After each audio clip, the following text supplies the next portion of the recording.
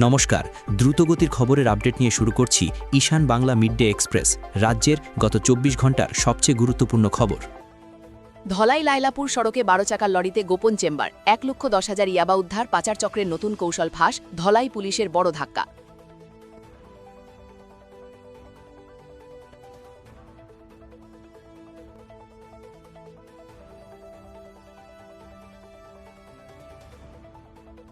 শিলচর জেলা কংগ্রেসের সংখ্যালঘু বিভাগের চেয়ারম্যান তথা সোনাইয়ে কংগ্রেসের সম্ভাব্য প্রার্থী আনসার হোসেন বড়লস্কর মিছিল করে জমা দিলেন আবেদনপত্র।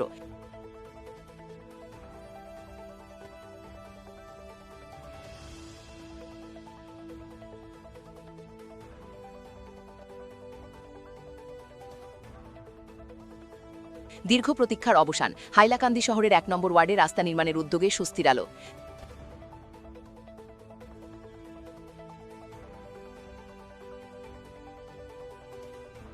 জেল হাজতে শ্রমিক রাজেশ মির্দার রহস্য মৃত্যু নিয়ে তোলপাড়, পরিবারের পাশে দাঁড়ালেন কংগ্রেসের সম্ভাব্য প্রার্থী অমিত কলারওয়ার, দোষীদের চিহ্নিত করে কড়া শাস্তির দাবি।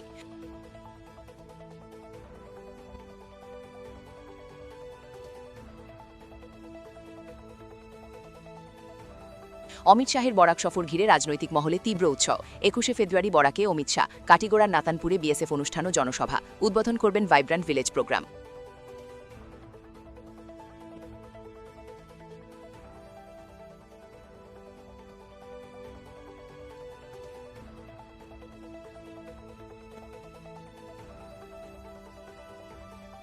মেঘালয়ের কয়লা খনিতে সংঘটিত হওয়া বিস্ফোরণে মৃত ঘোষিত শ্রমিকের শেষকৃত্য সম্পন্ন হওয়ার ৩ দিন পর জীবিত ফিরলেন নিজ বাড়িতে। ঘটনাকে নিয়ে এলাকায় ব্যাপক চাঞ্চল্য, দাহ করা দেহ নিয়ে প্রতিক্রিয়া সৃষ্টি হয়েছে সীমান্ত জেলা জুড়ে।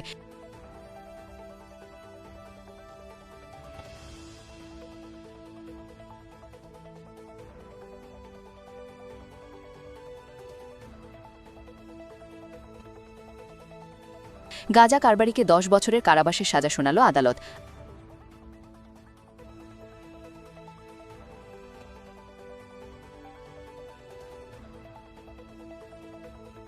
সত্যাগ্রহ আন্দোলন শুরু হওয়ার ৩৬ ঘণ্টা অতিক্রম হলেও প্রশাসন ও সরকার পক্ষের কেউ খোঁজখবর নেয়নি সত্যাগ্রহীদের। ঘটনার নিন্দা জানালেন কংগ্রেস নেতা অভিজিৎ পাল।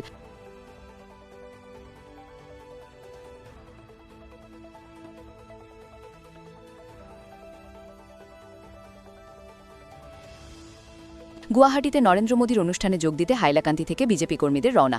প্রধানমন্ত্রীর অনুষ্ঠানে অংশ নিতে হাইলাকান্দি থেকে বিপুল সংখ্যক বিজেপি কর্মী গুয়াহাটির উদ্দেশ্যে যাত্রা করেন।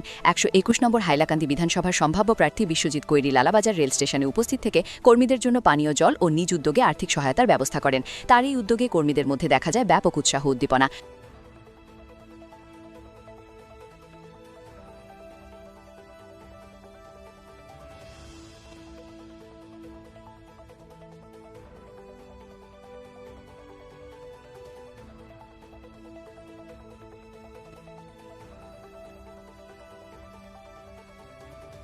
প্রধানমন্ত্রী আবাস যোজনার গৃহ পেলেও জুটছে না পরবর্তী কিস্তির টাকা, ফলে মাঝপথে আটকে পড়েছে গৃহ নির্মাণের কাজ।